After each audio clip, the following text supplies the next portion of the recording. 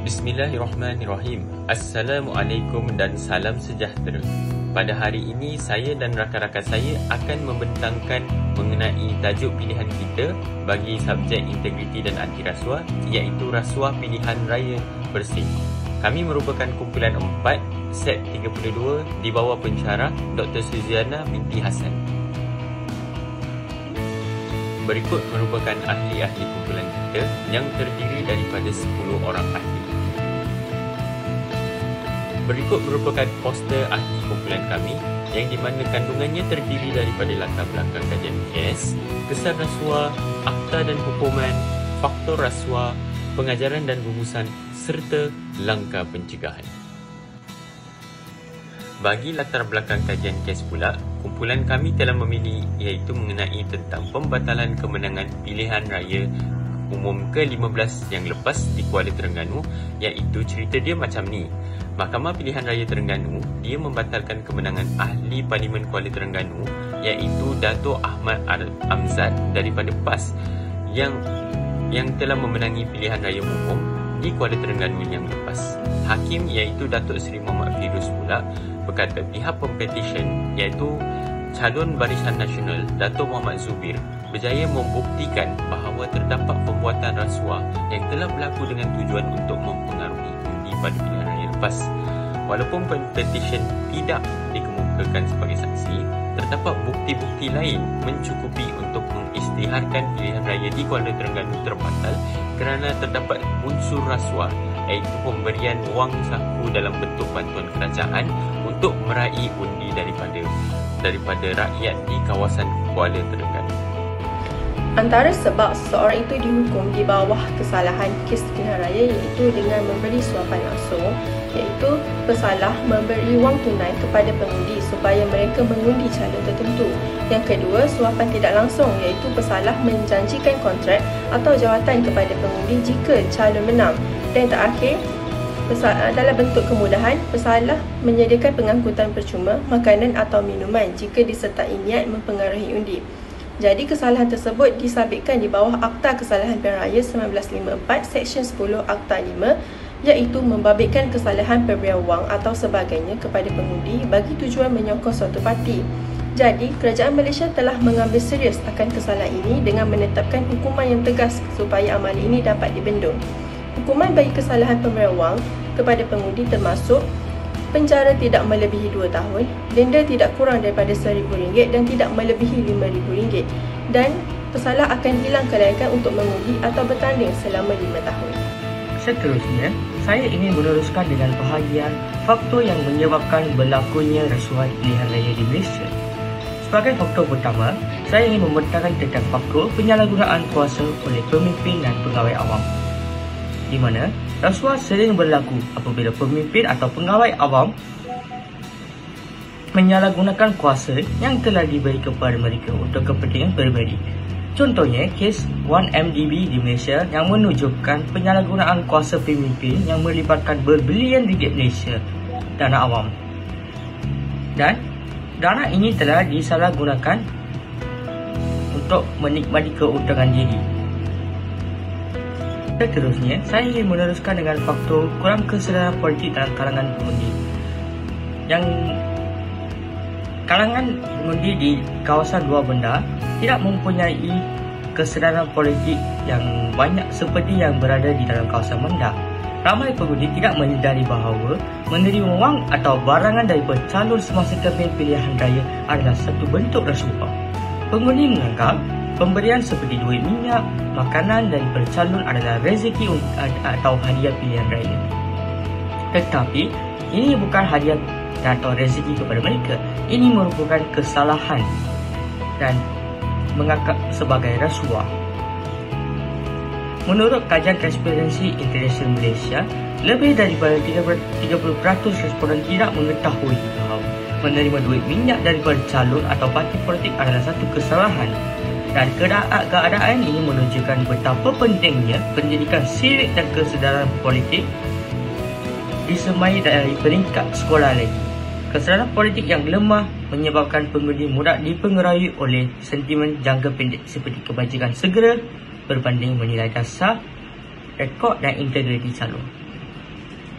Selain itu, faktor ketiga ialah faktor ketidakseimbangan akses media dan sumber antara parti pemerintah dan parti pembangkang.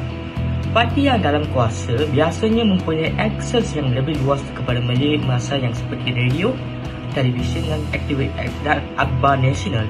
Ini menyebabkan parti dalam kuasa mempromosikan calon dan kempen mereka dengan lebih dominan. Sebaliknya, suara pembangkang sentiasa disekat. Menurut kajian oleh Capsule pada tahun 2013, kawalan ke atas media massa telah menjadi alat penting dalam mengekalkan dominasi politik sebuah parti. Ketika musim pilihan raya, media massa sering menyiarkan berita yang berat sebelah dan memberikan liputan berlebihan kepada pemimpin tertentu. Dalam jangka panjang pula, ia mewujudkan ketidaksamarataan maklumat dan mempengaruhi keputusan pengundi. Salam sejahtera. Seterusnya kita akan melihat kepada implikasi kesan rasuah dalam pilihan raya. Implikasi yang pertama adalah menjejaskan integriti demokrasi. Rasuah dalam pilihan raya seperti pembelian undi, penyalahgunaan jentera kerajaan dan manipulasi undi menjadikan proses pemilihan tidak adil dan berat sebelah.